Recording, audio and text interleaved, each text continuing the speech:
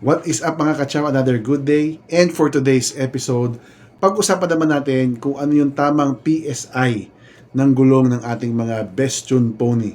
May na-discover kasi akong ikinagulat ko. Kung ano yun, samahan niyo ako. Let's go!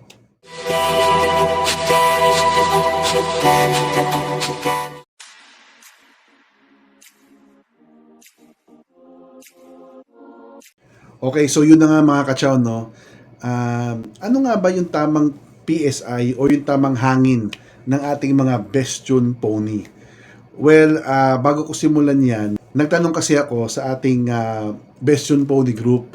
Yes, meron tayong dalawang best tune pony group dito sa Pilipinas sa Facebook. Ito yung mga yon.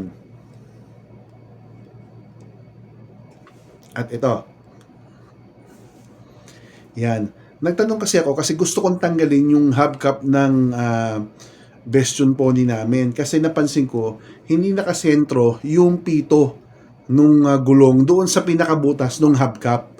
Kaya nagtanong ako sa isang member at sinagot naman ako ni Sir. No? Thank you very much, Sir, sa iyong sagot. So, ang ginawa ko kanina, tinanggal ko yung hubcap ng likod ng best tune pony namin. Dalawang gulong to mga katsaka, sa rear wheel lang naman. Hindi ko nga lang nakuha ng video, sayang. Anyway, pagtanggal ko, naisip ko na checkin ko na rin yung hangin since nakatanggal na yung hubcap, madali na lang checkin. To my surprise mga katsyaw, yung PSI ng rear wheel namin sa best tune pony is sobrang underinflated. 22 PSI lang. Yung isa parang 22 din. So, dalawa sila tag 22. Eh, ano nga ba yung tamang PSI ng ating best tune pony? According to the manual, ang rear tire should be 2.5 kPa. kPa means kilopascal. 2.5. Ang equivalent nun mga kachaw, kung i-convert mo sa PSI is around 36 point something PSI. So yes, medyo matigas yung kailangan nating PSI doon sa rear wheel natin. 36 PSI. Ito yung measurement na sinusunod natin sa Pilipinas. Kung magpapahangin kayo sa gasoline station, sa mga meter ng mga tire pumps ninyo, PSI yung gamit natin diyan, hindi kPa. So, ang feeling ko, nalito yung dealer namin or yung factory doon sa kPa at saka sa PSI kasi baka akala nila 22 PSI lang instead na 2.2 or 2.5 kPa. So, sa madaling salita, hinanginan ko yung rear tire ko ng 36.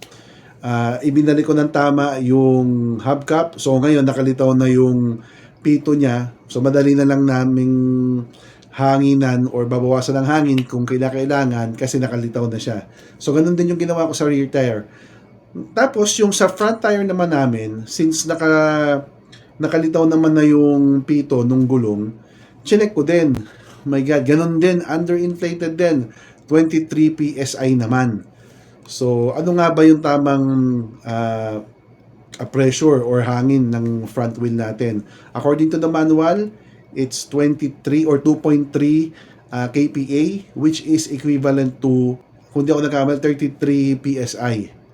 So yun, no? So underinflated pa rin. So ang ginawa ko, hinanginan din to 33 PSI, yung dalawang gulong, yung left and right sa front.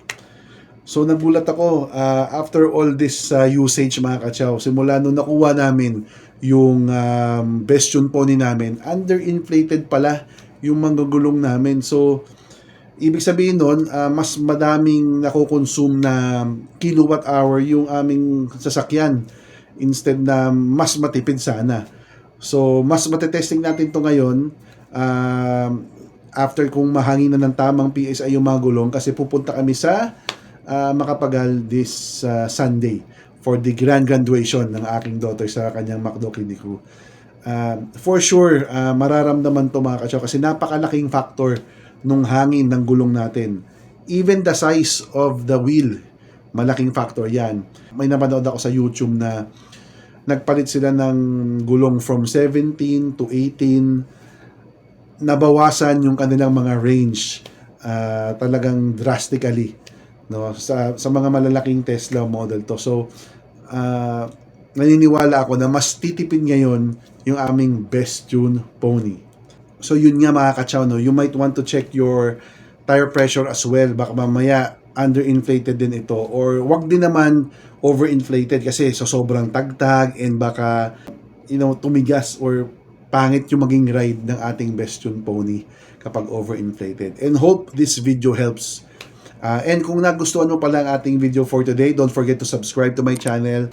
Click the notification bell and bigyan mo na rin ako ng thumbs up. And check my other best tune pony videos na pwedeng makatulong or maka-inspire sa inyo kung nagbabala kayong bumili ng mga e-car na pasok sa budget.